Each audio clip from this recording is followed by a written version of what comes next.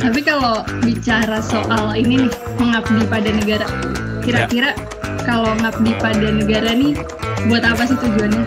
Itu Nggak tahu. nggak tahu. Nah ini gue masih nyambung ya. Ntar tiba-tiba gue ngomong. Masih. Atau lagi gini deh, mengabdi pada negara versinya Bang Panji itu gimana? Mengabdi pada negara versinya Panji. Dan ini akan terdengar aneh karena jarang nih entertainer ngomong kayak gini. Apa yang kita bisa adalah kompetensi yang biasanya datang dari sekolah. Nah apa yang kita suka tuh datang dari luar sekolah biasanya. Makanya saya selalu nyaranin jangan banyak-banyak belajar aja, banyak-banyak main. Gue nih gila banget loh dari tadi nih omongannya nih, respect gue. Harusnya gue kutip tuh semua tuh omongan gue sendiri, gila gue.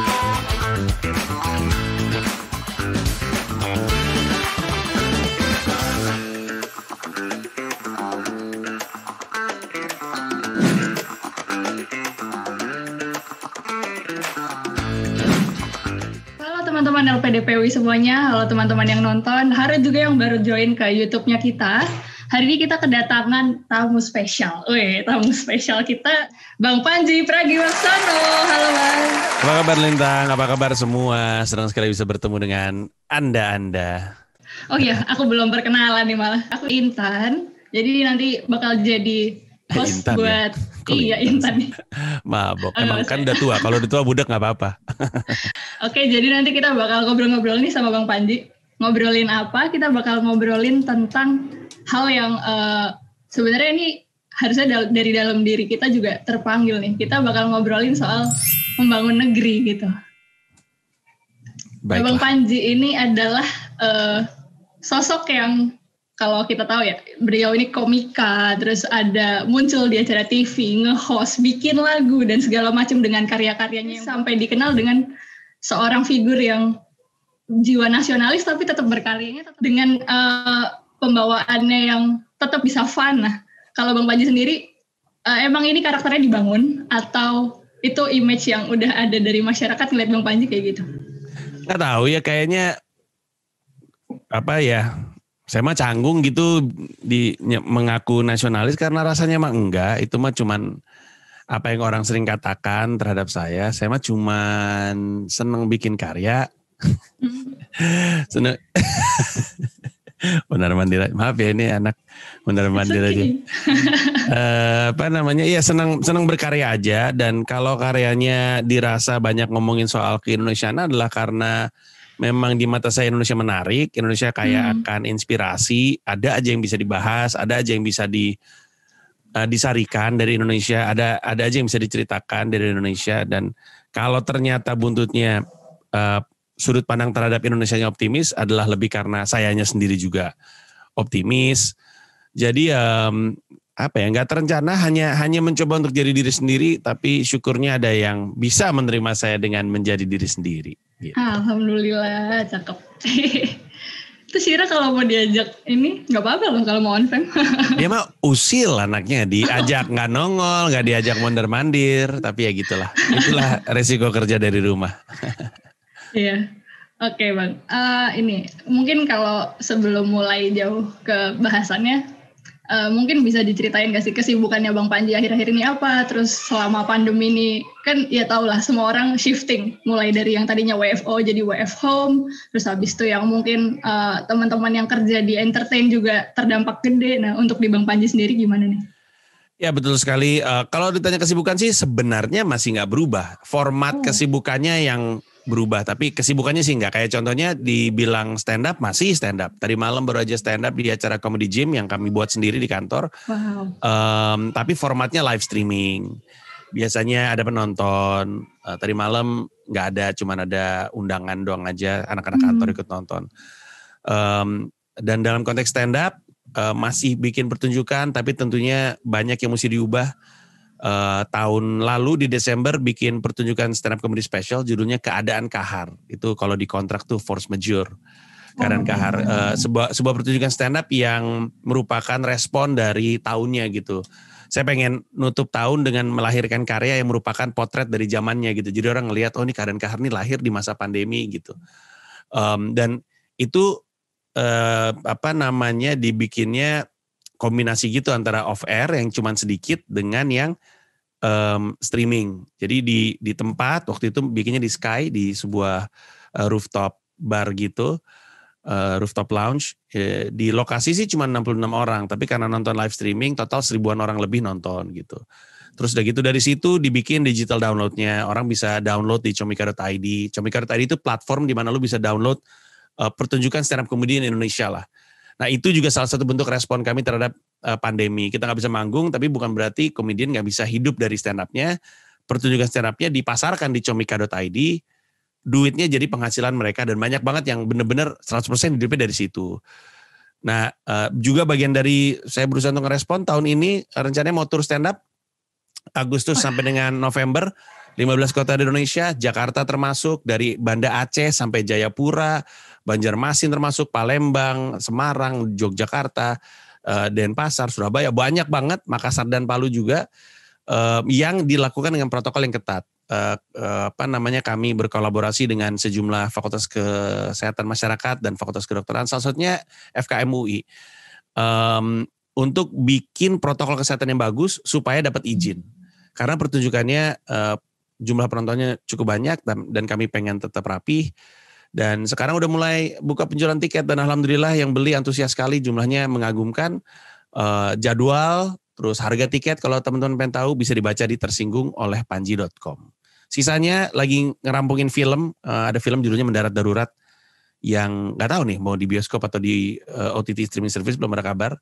Yang main Luna Maya, Reza Rahadian, Marisa Anita, dan saya sendiri, dan masih banyak lagi. Sambil jalanin yayasan juga, Yayasan Kanker Anak, namanya Pita Kuning, lagi kami tumbuh kembangkan YouTube-nya, YouTube Pita Kuning. Sambil jalanin perusahaan juga, namanya Comika, sebuah perusahaan yang bergerak 360 derajat stand up comedy, dari manajemen stand up comedian, promotor event stand up, platform digital, media komedi, media Comika Media di Instagram, terus juga retailnya, terus udah gitu ada live streaming platformnya namanya comikacomedy.club, tempat di mana komedian bisa manggung secara live streaming. Jadi seperti yang tadi saya bilang di awal, pekerjaannya nggak berubah, tapi format pekerjaannya ganti-ganti, termasuk jadi pembicara seperti ini. Itu kurang lebih. Banyak asik. Kegiatannya. Banyak ya ternyata ya kegiatannya. Jadi iya kan, pandemi harus tetap aktif. Iya betul. Pandemi tidak menghalangi untuk cara mencari rezeki yang baru ya. Betul sekali, betul sekali. Oke, kita mungkin bisa masuk ke topik pertama dulu nih. Kita mau bahas-bahas soal tokoh kenegaraan siapa sih yang jadi inspirasinya Mas Panji? Oh, Muhammad Hatta yang paling duluan muncul. Langsung, kenapa nih? Boleh ceritain? Sebenarnya daya tariknya datang dari saya pengen jadi atau pengen bisa melakukan semua yang beliau lakukan karena nggak bisa gitu. Kayak kalau dikomparasikan antara Bung Karno dan Bung Hatta tuh justru ada mirip-mirip saya gitu. Pinter ngomong, pinter berpidato, senang menghayalkan gagasan-gagasan besar, public speaker yang baik gitu. Justru Hatta nih yang lebih menarik gitu. Dia senang sekali baca buku. Dia adalah, kalau Bung Karno adalah luarannya, Bung Hatta adalah dalamannya, baik itu dari sisi kenegaraan maupun dari sisi pemerintahan. Kemampuan Bung Hatta untuk punya beliau argumentatif tapi juga rooted dengan realita gitu, tahu strukturnya yang ngebangun struktur pemerintahan kan banyak Bung Hatta. Terus di rumahnya beliau di Bukit Tinggi itu ada kayak, sampai sekarang belum punya nih ruangan kayak gini, ada kayak kamar baca. Dia tuh punya kamar baca. Di rumahnya ada kamar khusus untuk baca. Di belakang ada jendela, di depan jendela nih meja, belakangnya tuh rak kayak gini. Nah, jadi dia setiap hari tuh ngambil buku dari rak, duduk, kemudian dia baca buku sambil sesekali menerawang keluar. Rumahnya kan di Bukit Tinggi, indah sekali. Terus senang naik sepeda. Saya juga pengen sepeda, tapi saya spesifik sekali sepeda yang saya pengen. Saya hanya pengen sepeda, disebutnya apa ya namanya? Sepeda jengki, bukan? Betul, saya nyebutnya sepeda jengki. Tapi umumnya apa ya? Sekarang sepeda apa ya? Sepeda ontel sih kayaknya. Sepeda ontel, betul sekali. Yeah. Spesifik sekali, hanya pengen sepeda ontel. Cuman nyari yang oke tuh susah. Ada masih banyak lagi sih, Tapi Muhammad Hatta. Saya punya kumpulan tulisannya. Mana ya? Saya punya kumpulan tulisan. Ini dia. Uh, Waktu itu saya punya teman saya tahu saya suka banget Muhammad Hatta. Terus perpustakaan kotanya dia tuh ada yang tutup. Terus bukunya dibagi-bagikan. Terus dia ngeliat buku ini. Terus dia bawa untuk dikasih ke saya. Kumpulan pidato Muhammad Hatta. Ih, cakep banget bukunya. Iya benar, dari tahun 42. Ini kumpulan pidatonya dari tahun 42 sampai 49. Ini adalah cetakan 1981. Jadi ya, dan saya senang bahkan ada pidatonya beliau yang jadi lagu di lagu rap saya, judulnya Demokrasi Kita, ada di salah satu album. Jadi ya Muhammad Hatta jawabannya. Baik, wah keren banget Muhammad Hatta. Emang sosok inspiratif juga sih, maksudnya siapa yang enggak gitu Muhammad Hatta. Iya, tapi ternyata sekali. Bisa menginspirasi Bang Panji nih, berarti lebih ke dari filosofikal hidupnya, terus kayak apa ya, jatuhnya ke karya juga ya Mas? Betul. Bikin dan karya. Prinsip-prinsipnya juga kan beliau terkenal sekali tuh pengen banget punya belly, tapi cuman bisa nempel foto belly-nya di tembok karena beliau nggak mau terima gratifikasi dari orang gitu. Padahal beliau wapres, coba bayangin, orang kan bisa aja ngasih, ini sepatu, lu suka belly ya, ini sepatu, tapi nggak mau, gue nggak mau terima apa-apa dari siapapun, gue mau usaha sendiri. Tapi sampai akhir usianya nggak dapet itu sepatu belly. Iya sih. Tapi kalau bicara soal ini nih, mengabdi pada negara, kira-kira kalau ngabdi pada negara nih, buat apa sih tujuannya? Itu nggak tahu. Nggak tahu. Waduh. Atau lagi nih deh, mengabdi pada negara versinya Bang Panji itu gimana? Mengabdi pada negara versinya Panji. Mengabdi pada negara versinya Panji. Jadi gini, ini agak panjang nih, mohon izin ya, agak panjang dikit. Itu hal terbaik yang kita bisa lakukan untuk diri kita sendiri dan bangsa kita adalah mencari tahu sebenarnya itu kita dilahirkan untuk jadi apa, mengambil jalan tersebut, dan berkarya di situ. Karena ketika kita karyanya luar biasa, yang bangga Indonesia juga. Nah, itu membutuhkan banyak hal, dan salah satunya adalah butuh untuk, kalau istilah saya ya, butuh untuk tahu apa yang kita suka dan tahu apa yang kita bisa. Apa yang kita bisa adalah kompetensi yang biasanya datang dari sekolah. Nah, apa yang kita suka tuh datang dari luar sekolah biasanya. Makanya saya selalu nyaranin jangan banyak-banyak belajar aja, banyak-banyak main. Karena bermain adalah belajar yang dilakukan secara sukarela gitu. Kan belajar kan nggak harus dalam buku halaman, nggak harus dalam ruang kuliah gitu. Yes, apapun betul. Yang masuk ke kepala kita baru untuk pertama kali sifatnya belajar. Nah, masalahnya adalah yang sering kali terjadi, kesukaan itu bukan sesuatu yang kita bisa temukan dari mata kuliah gitu. Kesukaan saya tuh membuat orang tertawa. Tapi kan nggak ada pelajaran lawak dulu waktu saya SD, SMP, SMA. Kalau ada, brilian saya. Saya tahu saya suka ngelawak itu justru dari banyak main.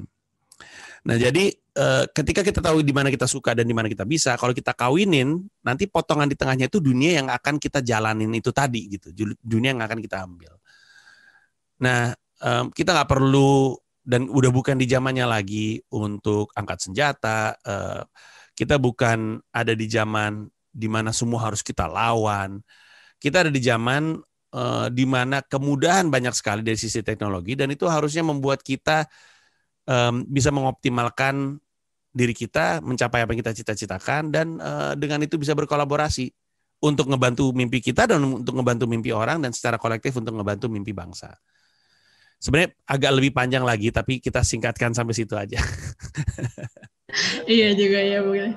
Tapi kalau membangun negeri versinya Bang Panji tadi kan berarti bentuknya bisa macam-macam. Nggak cuma dari jalur formal, nggak cuma dari segi pendidikannya aja gitu. Bisa dari hal-hal yang mungkin karya, bisa dari hal yang mungkin ini nyeleneh tapi ini berguna buat teman-teman semua, buat negara kita juga.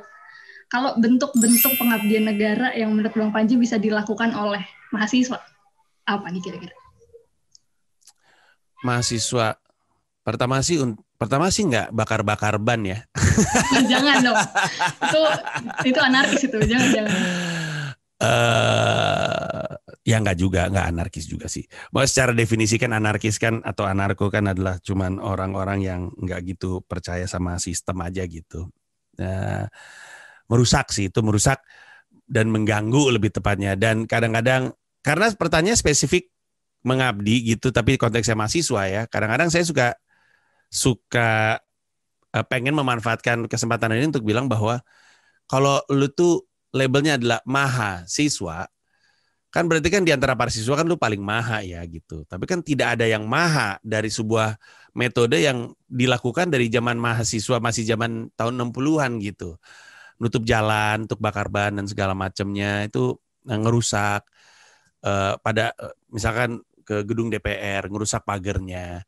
Karena katanya mau melawan kebatilan, melawan korupsi dan segala macamnya, tanpa sadar bahwa yang benerin sebenarnya orang kecil juga, yang nanti akan ditugasin untuk benerin itu pagar adalah para petugas-petugasnya, yang bersihin sampah dari habis lu demo adalah orang-orang kecil juga. Terus kan membuat kita bertanya-tanya, terus kita ngapain ada di sini kalau ternyata kita nyusahin orang kecil juga gitu.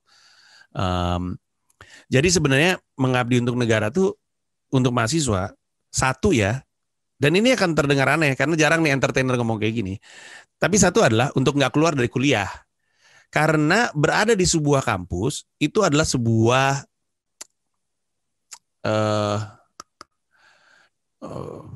privilege ya. Sebuah privilege gitu. Jadi bersyukurlah kita bisa kuliah kan, satu.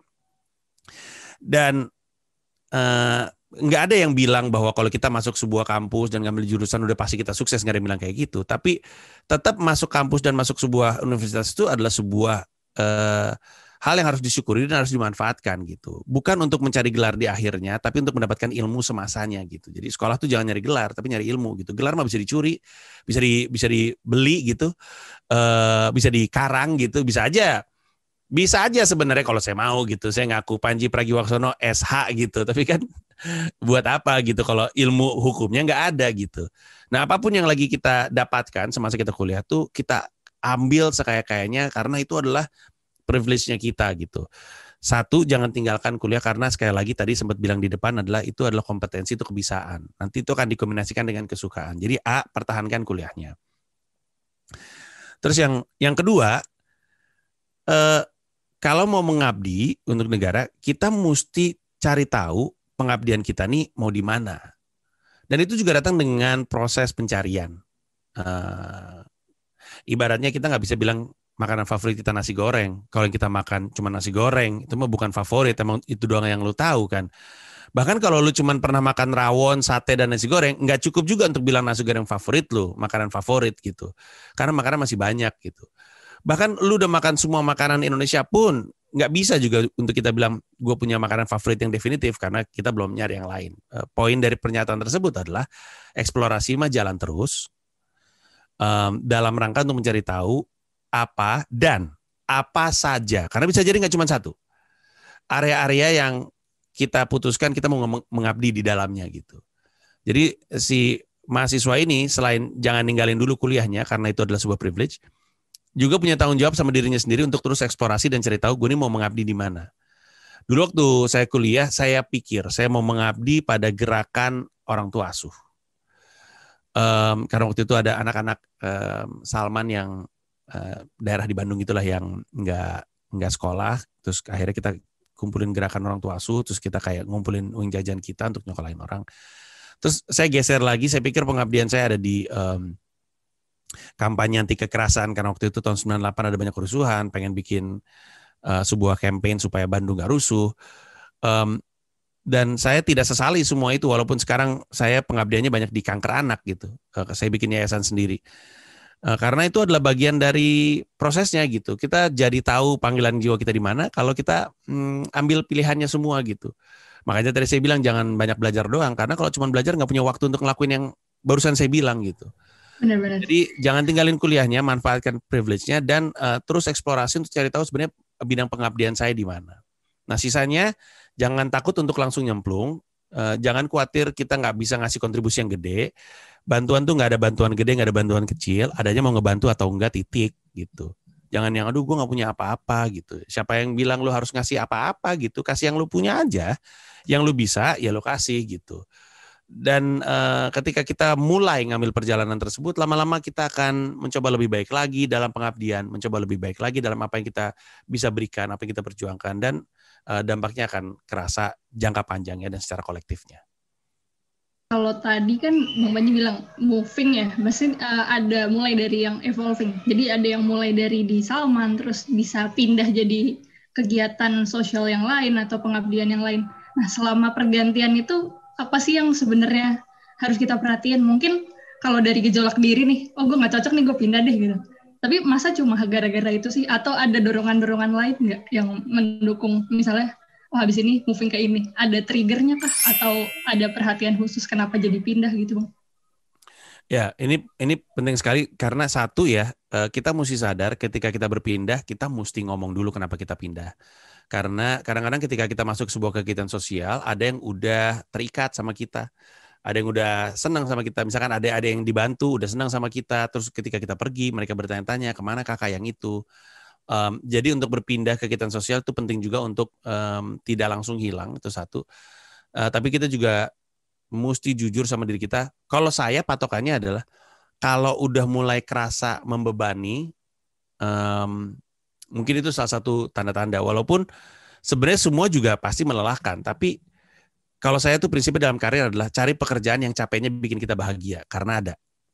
Cari pekerjaan yang capeknya bikin kita bahagia. Nanti nih ketika teman-teman udah mulai kerja, akan ketemu sama orang-orang yang capeknya tuh bete gitu. Aduh, capek banget gue segala macam. Tapi ada juga yang capek tapi semangat gitu. Wah gila nih. Tapi gue bisa sih gitu. Nah itu yang kita cari. Nah dalam kegiatan sosial atau dalam pengabdian juga kurang lebihnya sama. Ngurusin adik-adik pasien kanker, aduh itu sulitnya bukan main. Tadi malam aja saya masih terlibat diskusi yang panjang banget dengan stakeholder di yayasan ini yang membuat saya berpikir, aduh gila nih ngurusin ini capek banget. Tapi secapek-capeknya saya ngerjain, saya sadar saya mulai ini tahun 2006, sekarang udah 2021 gitu. Kami masih di sini dan masih bertahan, saya juga masih ada. Dan ternyata saya sadari ini adalah ngurusin kanker anak ini adalah capek yang saya suka gitu. Jadi mungkin patokannya adalah gimana caranya kita menjalankan sesuatu yang capeknya tuh nggak bikin kita ngerasa beban gitu, nggak membuat kita keberatan gitu, membuat kita semangat dan membuat kita pengen jalan terus, dan itu butuh eksplorasi. Tapi ketika kita berpindah, jangan lupa jangan langsung hilang. Ada orang-orang yang udah keburu terikat sama kita, jadi transisinya tetap baik gitu. Kalau bicara transisi kan berarti kita juga ada nyesuaiin ya. Kira-kira kalau misalnya kita in the middle of pilihan, kita dari transisi ke A mau ke B. Gimana caranya kita bisa, kan mungkin nggak semua orang bisa langsung jump in, oh ganti shifting jadi orang yang B untuk kumpul di kegiatan sosial yang B gitu. Ada nggak sih yang perlu diperhatiin buat kita tiap misalnya kita ternyata udah merasa, oh aku kayaknya udah nggak cocok nih di sini, I need to move in, tapi belum bisa adjusting sama yang B. How should we do in the between? In the middle kita harus ngapain? Yang paling penting sih tetap ingat tanggung jawab kita di masing-masing kaki nih. Ibaratnya kaki kanan di sebelah sini, kaki kiri sebelah sini. Kita masang dua kaki di dua tempat yang berbeda. Yang paling krusial sih sebenarnya tanggung jawab. Kalau kita mau pindah, mau ngangkat kaki kiri kita untuk gabung sama yang kanan, pastiin tanggung jawab kita juga tidak besar di kaki kiri gitu. Sehingga ketika kita udah siap untuk transisi, nggak jomplang yang kita tinggalin gitu. Jadi yang paling penting adalah untuk mengelola tanggung jawab kita di setiap sisi gitu. Ketika kita berpindah juga sebaiknya tidak langsung ngambil sesuatu yang besar kecuali memang kompetensi Anda dibutuhkan untuk ngambil tanggung jawab besar di tempat baru gitu. Kan kadang-kadang suka gitu ya. Misalkan kita menjalankan sebuah social movement di tempat yang lama, kita jadi misalnya koordinator gitu. Lalu di tempat yang baru kita diharapkan untuk jadi koordinator juga, padahal dunianya baru sama sekali. Karena kemampuan kita jadi koordinator tuh ternyata bagus, kita dilihat cukup kuat, cukup konsisten, dan itu yang dibutuhkan untuk dipindahkan. Nah itu konteksnya beda lagi. Tapi kalau misalnya kita baru masuk, sebaiknya mulai dari yang tanggung jawabnya tidak terlalu besar, itu yang akan membuat transisi kita jadi lebih baik, terutama ketika kita di kaki yang sebelumnya tanggung jawabnya gede gitu. Jadi paling penting adalah untuk mengelola tanggung jawab ketika kita lagi dalam masa transisi gitu. Kalau Bang Panji kan berarti udah aktifnya sejak zaman mahasiswa nih. Kalau dari pengabdian di serinya mahasiswa ini kira-kira perlu berbeda nggak sih dari pengabdian versi lapisan masyarakat yang lain? Rasanya sih kalau dibilang perlu dalam arti kata kayak harus banget gitu sih harus enggak ya. Tapi mau nggak mau akan jatuhnya beda gitu. Karena banyak hal. Menjadi mahasiswa itu secara intelektual, kritikal, secara akses luas. Itu aja udah apa ya? Udah sebuah keunggulan yang membuatnya jadi mau nggak mau beda bentuk pengabdiannya. Tapi secara umum sebenarnya misinya masih sama. Intinya adalah kalau gue mau punya dampak sama Indonesia, apa yang bisa gue lakuin ya? Habis itu kita mulai ngelihat kepada apa yang jadi asetnya kita. Apa sih yang gue punya di sekitar gue? Gue punya jaringan A, itu aset. Gue punya teknologi B, itu aset. C, gue punya apa nih? Gue punya segerombolan teman-teman yang kreatif, yang senang berpikir sesuatu yang beda. Oke, ini aset. Jadi kalau perlu banget sih enggak, tapi mau nggak mau jatuhnya pasti akan berbeda karena akses kita terhadap sejumlah aset beda dengan orang-orang lain pada umumnya, dan itu yang mesti dimanfaatkan, itu yang mesti benar-benar dicermatin sebenarnya aset-aset gue sekitar gue apa ya, didata, disadari, karena kalau kita nggak sadar itu adalah aset, ntar nggak termanfaatkan gitu.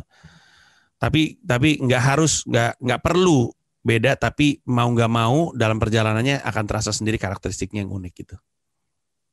Berarti emang harus pinter-pinternya kita ngelola aset dan juga apa ya? Jadi harus sensitif sama peka sama yang kita mau bantu juga ya. Ya, betul sekali. Kalau dari segi berbakti nih Bang, kan biasanya mungkin kalau dari mahasiswa sih mungkin pasti korban waktu, pasti ada pengorbanan apa gitu. Nah, tapi kalau untuk pengabdian diri pada negeri ini sebenarnya selain ya pasti waktu dan itu, ada nggak sih hal lain yang sebenarnya perlu kita pertimbangin untuk dikorbanin? Atau dalam perjalanannya mungkin Bang Panji pernah ngalamin sesuatu, ada yang harus dikorbankan waktu mengabdikan diri? Sebenarnya sih ketika kita mengabdikan diri sama apapun, seperti yang tadi dibilang, banyak yang dikorbankan ya. Tapi kalau saya sendiri, nggak tahu ya, mungkin cara kabel-kabelnya di kepala ini berpikir, saya nggak pernah menghabiskan banyak waktu pada apa yang dikorbankan. Di luar yang jelas-jelas ya, kayak waktu bersama keluarga dan segala macamnya. Tapi ya gimana sih, ada satu atlet basket namanya Kobe Bryant juga nggak pernah nonton bioskop karena dia latihan, dia bangunnya 3:30. Orang latihan 2 kali sehari, dia latihan 5 kali sehari. Bisa kebayang kan? Jangan-jangan itu orang nggak pernah nonton film Titanic kali, nggak pernah nonton Airwolf atau apa gitu. Jadi udah pasti ketika kita mengabdi sama sesuatu ada yang dikorbankan. Tapi rasanya ya kalau pengabdian kita tepat, tepat yang kita pilihnya gitu, sesuai dengan apa yang jadi passionnya kita atau renjana, istilah bahasa Indonesianya. Kalau misalnya sesuai dengan renjananya kita, yang dibilang pengorbanan tuh nggak kerasa kayak pengorbanan karena palanya udah terlalu fokus pada apa yang diabdikan gitu. Kayak misalkan saya mengabdikan diri pada stand up comedy, saya nulis setiap hari lebih. Saya sangat ragu. Ada stand up comedian lain yang level dedikasinya dalam menulis materi stand up mendekati saya, karena teman-teman saya sendiri juga nggak nulis joke tiap hari gitu. Saya nulis joke setiap hari. Saya latihan rutin, saya udah bikin pertunjukan tunggal 8, di saat yang lain paling banyak 4. Dan itu menghabiskan waktu tentunya, menghabiskan banyak tenaga. Cuman sekali lagi ketika lagi dijalanin nggak kerasa gitu, nggak kerasa sama sekali, orangnya happy gitu. Dari luar orang ngeliat, gila si Panji capek banget ya. Kayak waktu itu saya pernah bikin pertunjukan di JCC nih, di Plenary Hall, 5.000 orang, sold out. Hari Sabtu. Itu adalah ujung dari tur panjang tuh. Turnya 15 kota, kalau nggak salah ditutup, berapa ya? 11 kota. Ditutup di Jakarta, di Plenary Hall JCC, di depan 5.000 orang. Itu hari Sabtu. Hari Selasanya saya udah mulai latihan lagi dari nol. Bawa joke baru. Dan orang liatnya, capek bener ya jadi Panji ya. Baru juga kemarin bikin tour terus ditutup di Jakarta. Hari Selasa dia udah latihan dari nol lagi. Tapi di saya rasanya nggak capek. Orang seneng, orang ngerasa perlu gitu. Tentu ada malas, tentu ada jenuh. Tapi kan itulah kenapa lagi-lagi sekolah itu penting. Karena sekolah itu salah satunya ngajarin kita untuk ngelakuin sesuatu yang kita nggak suka padahal perlu. ngelatih kita untuk tetap disiplin. Untuk apapun yang jadi mood lu bangun, bawa badan lu, kita kerja gitu. Emang itu yang diharuskan gitu. Itu artinya menjadi orang dewasa gitu. Tadi dibilang nggak capek, nggak ini. Tapi dealing with the jenuhnya itu gimana nih Bang? Nah, ada menarik. yang dilakuin apa? Ya, menariknya beruntungnya tepatnya. Kalau saya sendiri sih, saya tuh tipe orang yang nggak pernah menghalangi saya untuk ngelakuin apapun. Saya mau ngelakuin yang ngelakuin aja. Dan itu berarti di tangan saya banyak kartu yang saya bisa sesekali lempar gitu. Saya lagi ngerjain stand up, kemudian ngerasa nulis joke-nya mentok, saya taruh dulu kartu stand up, saya ambil kartu film, saya mulai ngerjain naskah, mulai mikirin soal mungkin promo pada film, saya capek lagi ngurusin film mentok, turunin kartu film, angkat kartu yang lain, jadi dinamis gitu. Dan saya menyarankan orang untuk ngelakuin hal yang sama gitu. Saya tahu banyak orang suka bilang kita harus fokus pada satu hal, tapi saya makin kesini makin ngerasa itu adalah antara mitos atau kesalahan akan pemahaman makna dari fokus. Karena fokus itu bukan berarti melakukan satu hal.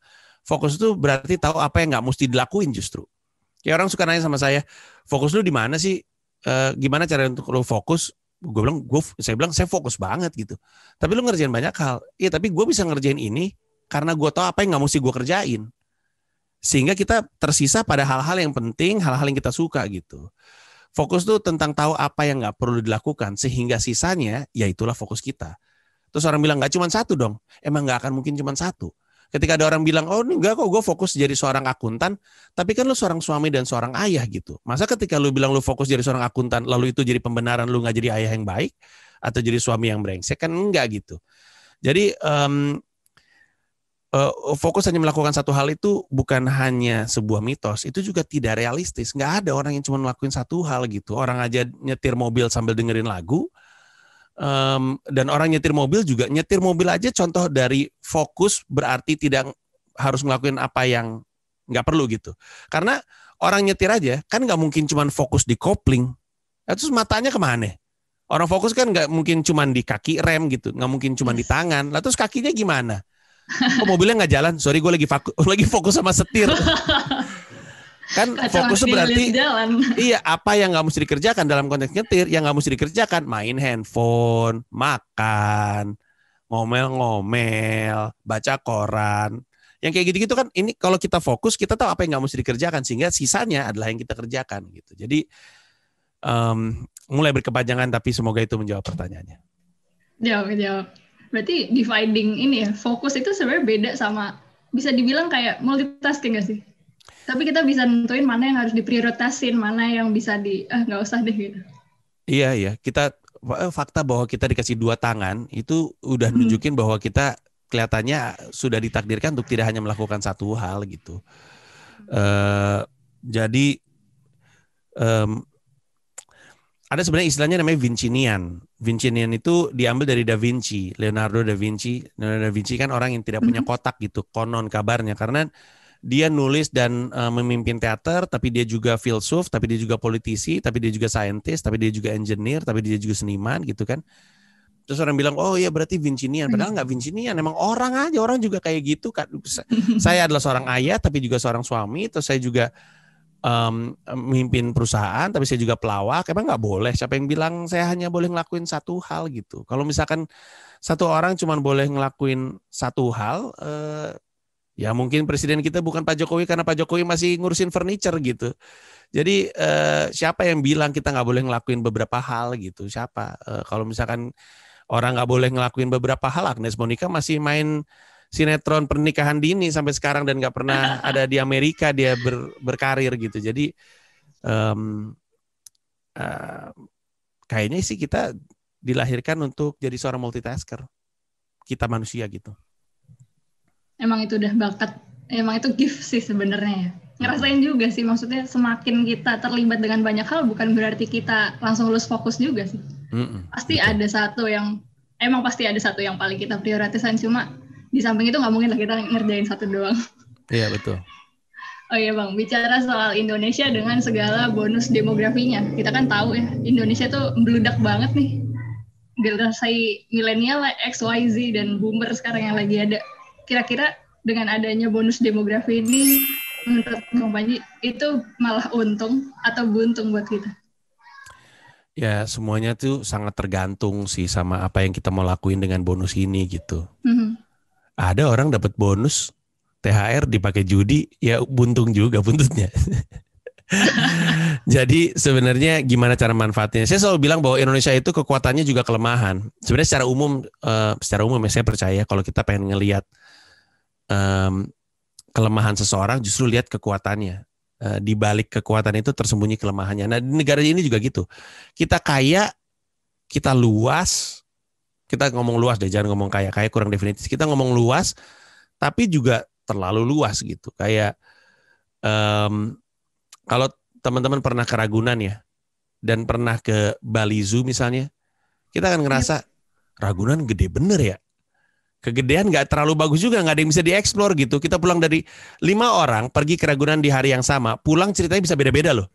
Terus kita bisa ngomong, itu di mana ya gitu. 5 orang ke Ragunan pulang ceritanya beda-beda terus gitu. Ya gue tadi ngeliat ini ada apa, misalnya ada satu area isinya laba-laba doang, terus kita bisa laba-laba itu sebelah mana ya? Gue malah ngeliatnya gajah, terus yang lihat laba-laba gajah, lu tadi di sebelah mana sih? Saking gedenya gitu. Nah bayangin Indonesia tuh kayak gitu. Indonesia tuh gedenya bukan main kan. Saking gedenya kita masih banyak daerah-daerah di Indonesia yang nggak punya akses terhadap kesehatan, nggak punya akses terhadap air bersih gitu. Karena untuk menggapai area-area itu butuh perjuangan tersendiri gitu. Jadi untuk bonus ini baik atau buruknya sebenarnya kan tergantung ya. Kita tuh masih belajar untuk bisa bekerja sama. Nah ini satu masalahnya lagi. Kita selalu bilang perbedaan kita adalah kekayaan, tapi itu juga sumber permasalahan yang harus kita akui. Karena warna kita tuh baru benar-benar muncul tuh 98 seterusnya. Sebelumnya tuh kita tuh dicat merah dan putih gitu, kayak nggak boleh banyak ragam. Lu tuh antara A atau B, dilakukan seperti itu tujuan dasarnya adalah biar nggak ada konflik tuh konon kabarnya. Kayak seragam sekolah kan dibikin kayak gitu kan biar nggak ada konflik, biar nggak kelihatan yang kaya, nggak kelihatan yang miskin, nggak kelihatan yang rasnya apa dan segala macam. Pokoknya semuanya putih merah atau putih abu-abu atau putih biru gitu.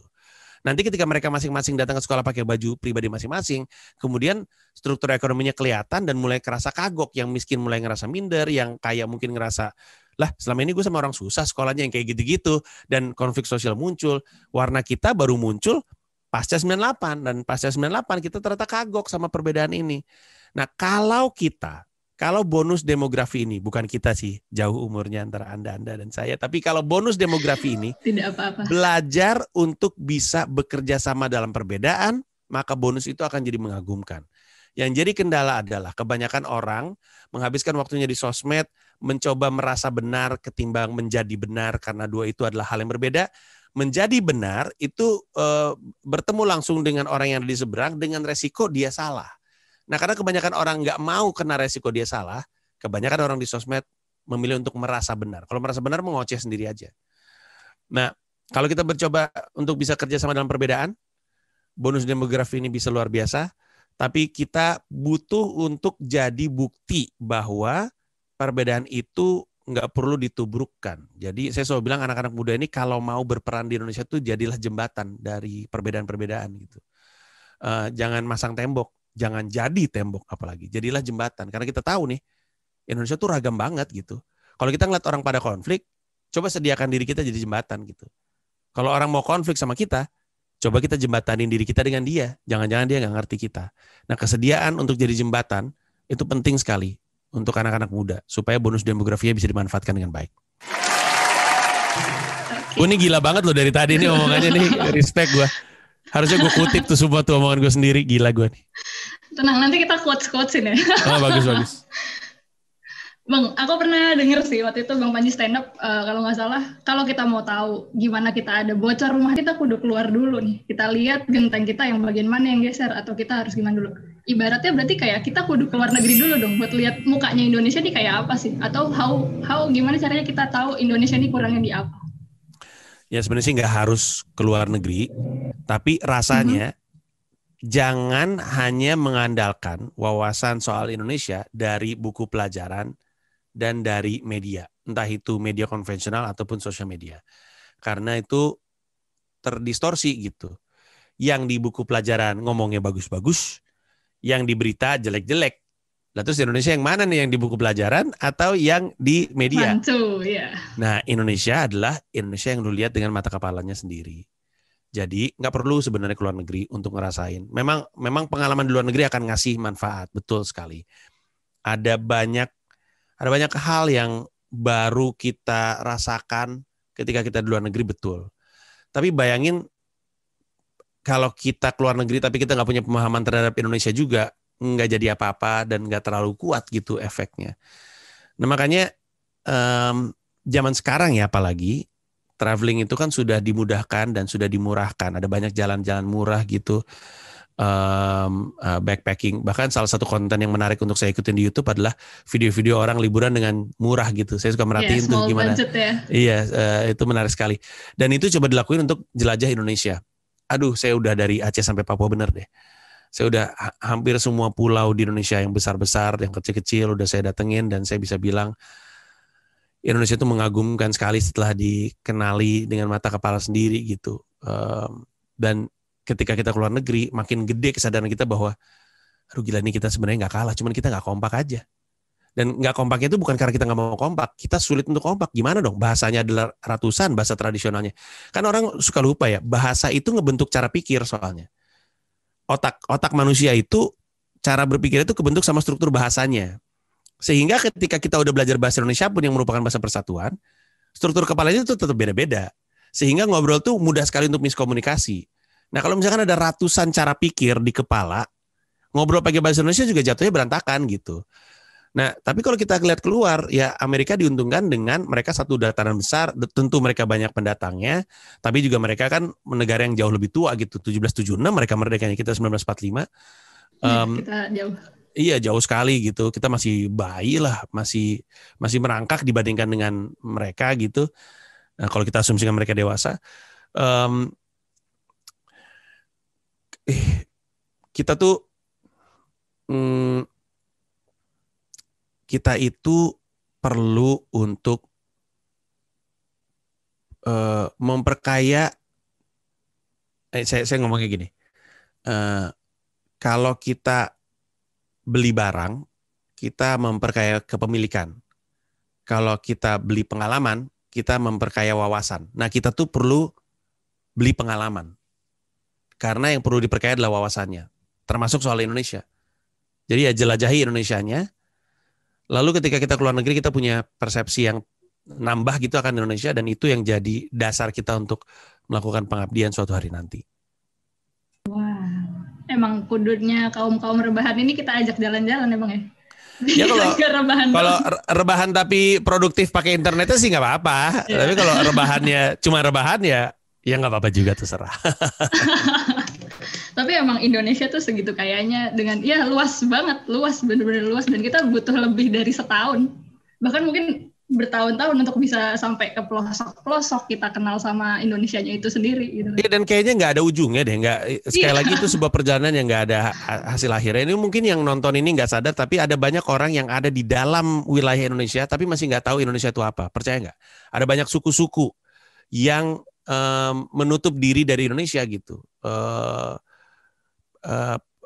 Karena Indonesianya gede banget, dan karena kitanya juga nggak bisa nemuin mereka, dan merekanya juga mengurung diri, mereka juga nggak mau ketemu sama orang luar, sehingga banyak orang manusia tinggal di Indonesia tapi nggak merasa diri jadi bagian dari Indonesia. Dan nggak apa-apa juga, kita nggak maksa, tapi itu hanya menggambarkan bahwa aduh ini di Indonesia aja nggak semua orang tahu kalau dia bagian dari Indonesia gitu. Jadi bayangin betapa panjangnya perjalanan untuk mengenali Indonesia seperti apa gitu. Dan ini salah satu contoh ya. Selama orang Indonesia masih ngelihat koteka seakan-akan itu keterbelakangan, itu tanda bahwa kita masih belum paham Indonesia itu seperti apa. Kita ngeliat ada orang pakai koteka terus bilang, di kayak gitu. Lah itu kan bajunya dia. Dia juga ngelihat kita pakai baju lengkap juga, di aneh baju lengkap gitu kan. Selama kita nggak bisa mengapresiasi koteka sebagai bagian dari kultur, selama kita masih menertawakan koteka sebagai sebuah keterbelakangan, disitulah kita bisa bilang bahwa kita belum benar-benar paham Indonesia gitu. Understanding Indonesia emang perlu waktu nih berarti ya. Nggak cuma cara mendalami, kita perlu paham bahasa, kita ada budaya, kita banyak cara pola pikir dan segala macamnya.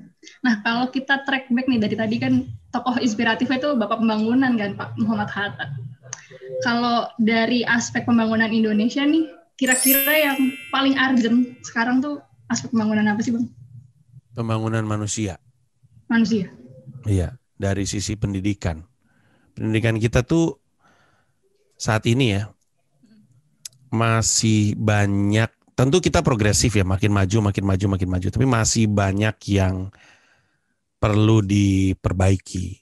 Dan sulitnya adalah kalau nggak kita perbaiki, kitanya nggak bisa ngebangun manusianya gitu, nggak ngebangun SDM-nya gitu.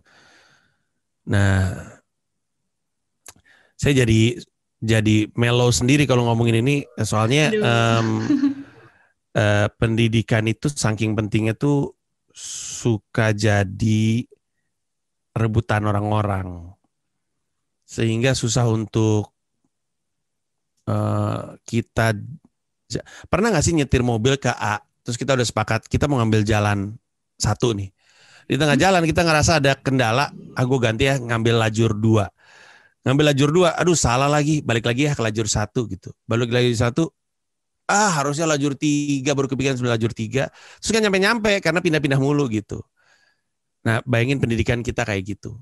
Karena masing-masing orang tuh ngerasa jalannya mereka lebih benar, dan mereka pengen ambil kendali setirnya supaya ngambil jalannya sesuai dengan yang mereka pengen. Nah, tapi konsekuensinya adalah laju pendidikan kita tuh keteteran banget. Pokoknya selama di Indonesia masih ada ranking ya, kita nggak bisa berharap banyak sama sumber daya manusianya untuk membawa Indonesia jadi negara yang luar biasa gitu. Dan katanya kan udah nggak boleh ada ranking, tapi kenyataannya masih ada ranking dan nggak dikasih di buku rapor, tapi karena datangnya juga dari orang tuanya nagih gitu. Gimana sih sekolah kok nggak ada ranking? Gua kan nggak bisa sombong, ya gitu.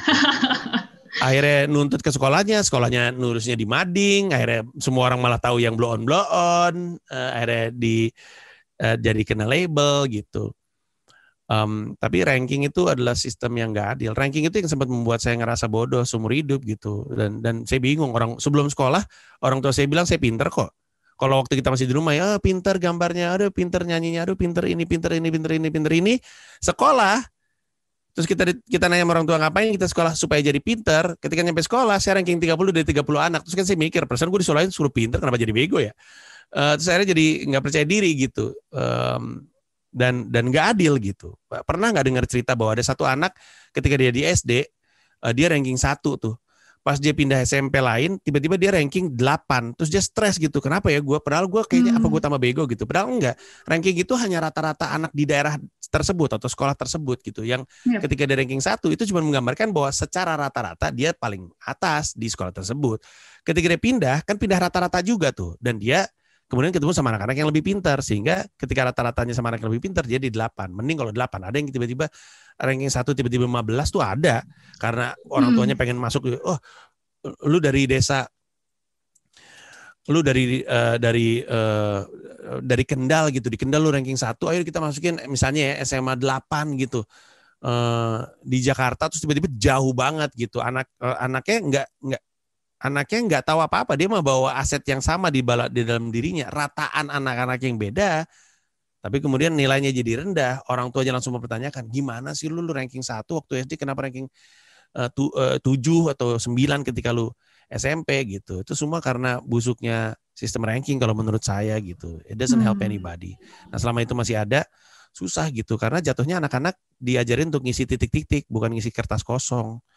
Padahal masa depan tuh diisi oleh anak-anak yang bisa ngisi kertas kosong. Ngisi kertas kosong kan bisa berkreasi. Ngisi titik-titik mah bisa ngafal. Ngapain ngafal, ada Google gitu. Ya jadi panjang deh saya ngomongin pendidikan. It's okay. Emang pendidikan tuh cukup krusial sih. Maksudnya gini, kita pun selama ini pun ya ngerasa juga sih. Maksudnya kita dipatok untuk capek di satu poin yang sama. Misalnya whatever we grow with, apapun talent kita tetap dipatoknya akademik dulu. Apapun yang misalnya matematika dulu. Matematikanya rankingnya gimana? Itu baru ranking.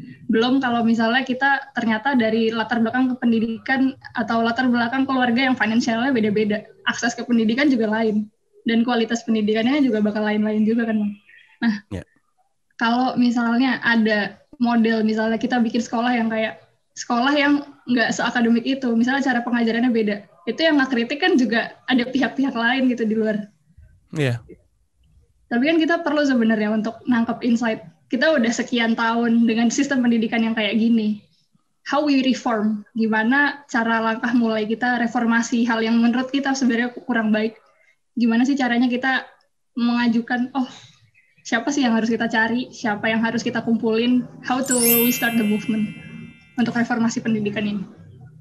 Oke, ada beberapa jalan, tapi sebenarnya ujung-ujungnya sih satu. Sebenarnya sih mencari orang-orang yang bisa jadi jembatannya dunia pendidikan.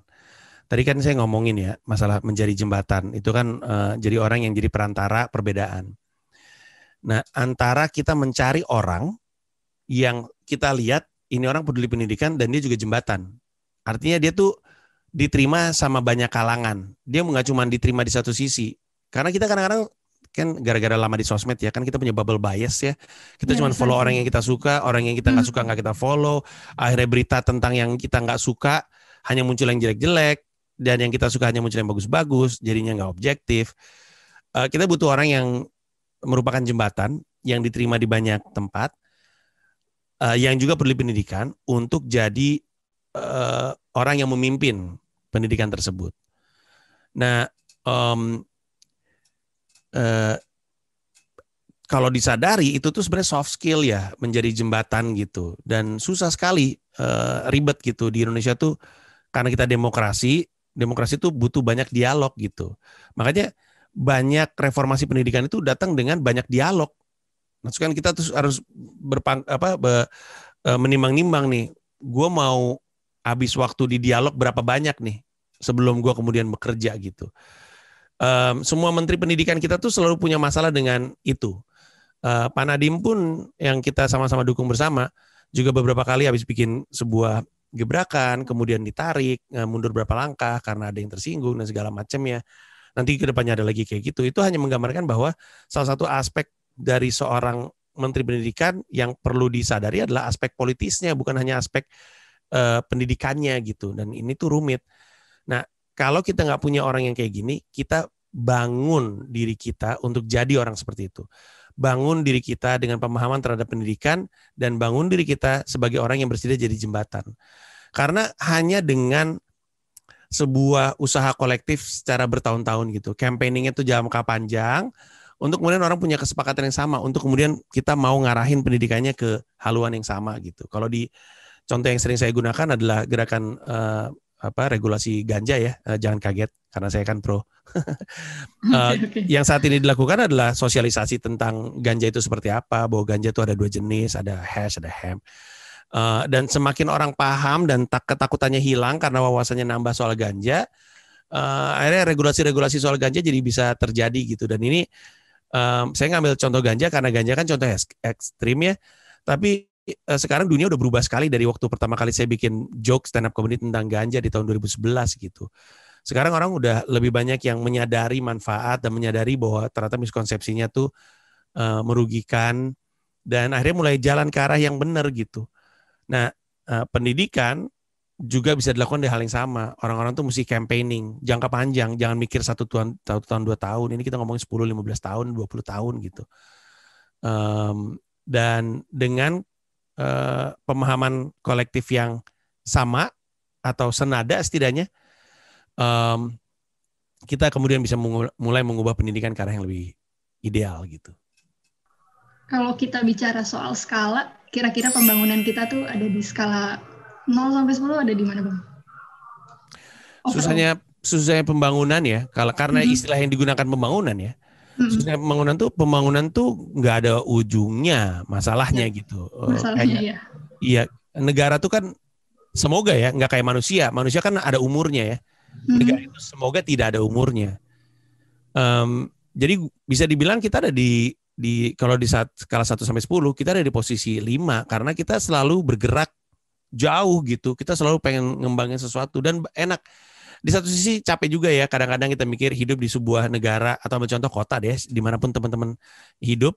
Kadang-kadang kita suka capek ya, capek bener dah. Perasaan di kota ngebangun mulu nggak kelar-kelar gitu kan, ngebangun lagi, ada lagi galian, ada lagi bangunan, ada lagi buka lahan, ada aja yang dibangun gitu. Tapi nanti kalau teman-teman pergi ke luar negeri, teman-teman akan sadar, teman-teman melihat sebuah negara, kayak ini negara nggak berubah dari tahun 50-an deh. Dan teman-teman akan ngerasa, ya ada enaknya juga gitu. Kalau teman-teman pernah ke Perancis, atau Google deh, atau buka YouTube. Di situ ada museum kan, The Louvre gitu. Di luarnya The Louvre, di atasnya tepatnya, ya di tengah-tengah kompleksnya gitulah. Itu ada kayak piramida kaca. Piramid kaca, yes. Si piramida kaca itu lahir dari pemerintah yang bilang, guys, lihat Perancis nih, lihat negara kita. Negara kita ini disebut negara klasik. Negara kita disebut klasik. Dulu nih bangunan yang sekarang orang bilang klasik, dulu tuh progresif banget. Kita tuh adalah rumahnya kecanggihan gitu. Yang sekarang klasik, dulu tuh maju gitu. Ya, Renaissance eranya ya. Iya, kenapa kita berhenti dan kita menjadi klasik sih gitu kata pemerintahnya. Okay. Yuk kita mulai arsitektural baru supaya yang kita bangun hari ini suatu hari nanti juga bisa jadi klasik. Tapi kita progresif gitu. Dibangun deh tuh piramid. Dimaki sama warga Prancis. Orang Prancis gak suka. Orang Prancis bilang itu adalah corengan gitu. Tapi itu adalah gambaran bahwa jadi negara tuh gak apa-apa untuk kotor terus karena kita lagi ngebangun gitu. Karena kalau kita nggak capek untuk kena macetnya, nggak capek untuk untuk kena debunya, nggak capek untuk kena bisingnya, mungkin Jakarta nggak punya MRT. Dan kalau misalkan MRT nggak punya di Jakarta, ya Allah, kapan kita berharap ada MRT di mana ya? Di NTT gitu, di Kupang. Kalau kita ke Cina, semua negara juga punya sistem subway gitu, semua kota di Cina tuh semua kotanya ada. Ya masa Jakarta doang? Ya Jakarta mulai kan, ya udah yang lain juga ngelakuin gitu. Terutama Bali nggak punya sistem transportasi yang beres, kasihan. Tapi saya dukung Bali, I love you Bali. Oh iya. Lama nggak ke Bali nih kayaknya. Lama bener. Iya nih Bang, ada ini sih satu pertanyaan terakhir nih kayaknya. Dua lagi deh. Ini yang kedua dari terakhir nih soal masih membangun Indonesia. Kira-kira kalau cara ngebangun Indonesia itu harus dengan pendekatan apa? Kan kalau misalnya Bang Panji kan dengan stand up komedinya, dengan karyanya itu adalah suatu cara lain buat ngedeketin, buat engagement sama audiensnya Bang Panji. Nah kalau kita mau ngebangun Indonesia, ada nggak sih cara-cara yang kira-kira bisa kita lakukan? Sebenarnya mungkin kita nggak kepikir, tapi itu bisa kita pakai gitu. Sebenarnya lawak juga nggak kepikir sebagai jalan yang orang bisa pakai ya. Oh, tapi really? Iya nggak banyak yang ngerasa seperti itu. Tapi sebenarnya ya mungkin karena negara ini dianggap negara yang tidak menghargai jasa para pelawaknya ya. Kan kami itu selalu bilang bangsa yang besar adalah bangsa yang menghargai para pelawaknya gitu. Saya pernah bilang waktu itu, sebenarnya kan ini kan tidak mengada-ada. Kalau saya berharap suatu hari nanti di mata uang Republik Indonesia ini ada muka pelawak gitu, ada Bing Slamet atau ada Benyamin gitu. Karena kenapa tidak gitu? Tidakkah pahlawan orang yang berhasil menarik kita keluar dari depresi, dari stres, dari kesedihan yang teramat, kemudian dia membuat kita ketawa, kemudian setelah itu kita bisa memulai hari lagi dengan semangat yang lebih baik gitu. Tidakkah itu semangat kepahlawanan? Tidakkah orang-orang pelawak-pelawak ini juga berkorban? Saya pernah dengar cerita Narji yang cerita sendiri langsung kepada saya waktu saya wawancara di Horek FM. Narji lagi manggung di sebuah kota, beberapa saat sebelum manggung ibunya meninggal, tapi dia nggak bisa ngapa-ngapain, dia nggak bisa membatalkan tiba-tiba gitu, dan dia harus melawak dalam kondisi lagi berduka, dan yang nonton nggak tahu kalau dia lagi berduka, dan mereka tetap ketawa-ketawa aja. Tidakkah itu sebuah tindakan heroik? Dan tidakkah cerita seperti ini juga ada di benak banyak orang gitu, di benak banyak pelawak gitu? Kenapa cuman tokoh-tokoh sejarah yang sifatnya perjuangan yang punya patung gitu? Kenapa kita nggak punya? Sherlock Holmes juga ada patungnya di Edinburgh. Sherlock Holmes manusia juga bukan loh itu. Itu tokoh kan? Tokoh fiktif itu, patungnya ada gitu.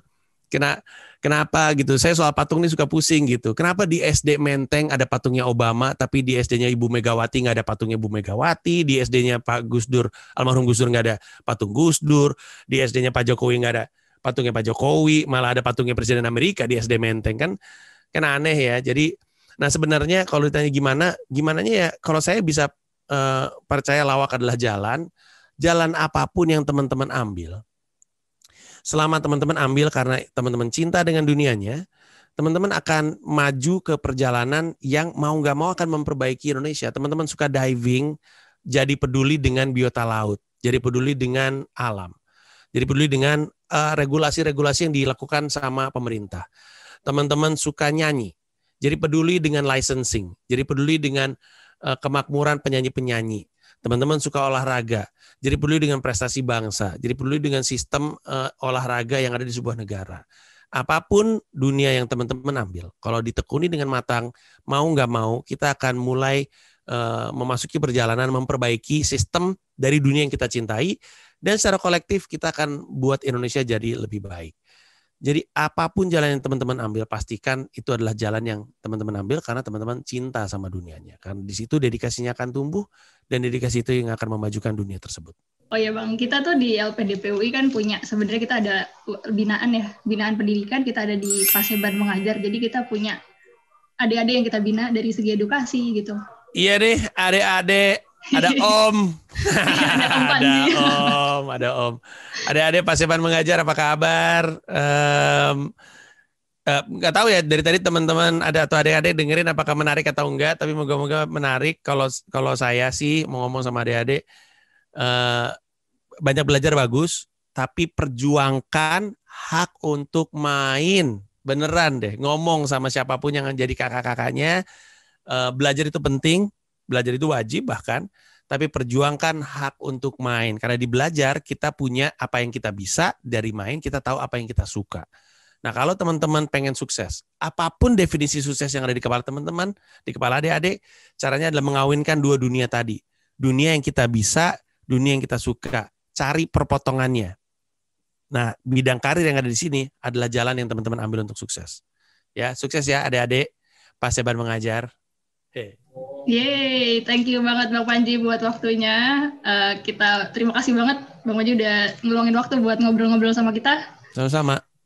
Semoga sehat selalu, sukses karirnya juga, segala kegiatan sosial, yayasan kankernya dan segala macam yang lagi diusahain semoga maju terus, bisa makin bermanfaat, makin berbakti juga buat negara nih ya.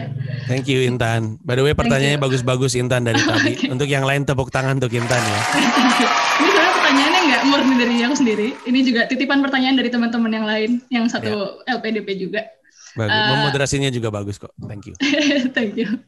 Oke Bang Panji, mungkin kesempatan sampai di sini dulu. See you di lain waktu. Dadah. Thank you. Bye semuanya. Thank you ya. Thank you Bang.